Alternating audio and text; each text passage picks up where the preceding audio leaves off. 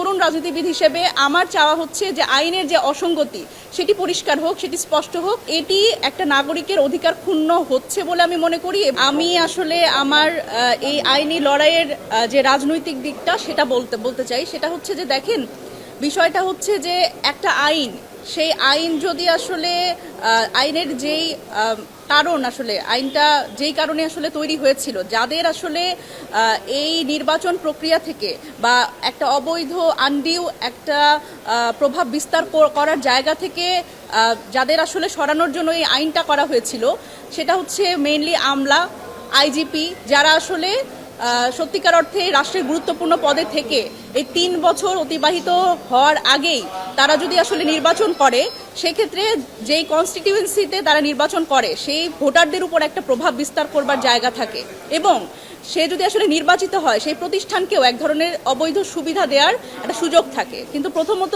আমার জায়গাটা হচ্ছে যে একজন যদি বলি যে স্ট্যাচুটরি অথরিটি, একটা ব্যাংক, ফাইন্যান্সিয়াল ইনস্টিটিউশন, সেখানকার একজন কর্মকর্তা, তার আসলে কিভাবে এই সক্ষমতা আছে বা এই প্রশাসনিক জায়গায় তার আসলে কতটা সক্ষমতা আছে যে একটা কনস্টিটিউয়েন্সিকে প্রভাব বিস্তার করার বা কোনো একটি প্রতিষ্ঠানকে একটা অবৈধ সুবিধা দেওয়া।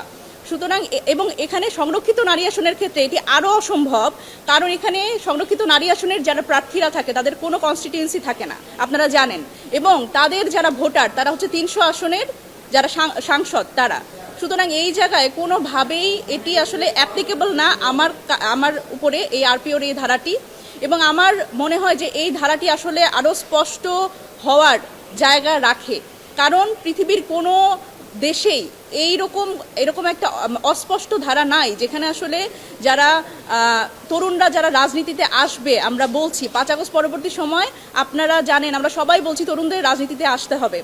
এখন এই সরকারি চাকরি বা স্বায়ত্তশাসিত প্রতিষ্ঠানের নাম করে আসলে যারা সত্যিকার অর্থেই খুব নিরীহ কোনো যেই জায়গাগুলো আছে, ধরেন একজন প্রাইমারি স্কুল শিক্ষক বা ধরেন একজন সাধারণ ব্যাংক কর্মকর্তা, তারা যদি আসলে এই 3 বছরের বারের কারণে তারা যদি নিজের ক্যারিয়ার স্যাক্রিফাইস করে এসেও জনগণের সেবায় রাজনীতি করতে আসে বা নির্বাচন করতে চায়, সেক্ষেত্রে কিন্তু এই যে ধারাটা এটি কিন্তু রাজনৈতিক ক্ষমতায়নে এবং একজন নাগরিকের রাজনৈতিক অংশগ্রহণকে একটা প্রশ্নবিদ্ধ জায়গায় করে তোলে, এবং এই জায়গাটা আমার মনে হয় যে রাজনৈতিক ক্ষমতায়নের ক্ষেত্রে নারী পুরুষ সবার জন্যই আসলে এটি একটা বাধা।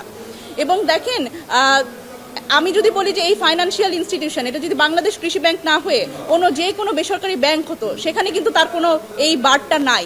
সুতরাং অথচ আমাদের কিন্তু জব ডেসক্রিপশন সেম, আমরা কাজ একই করি।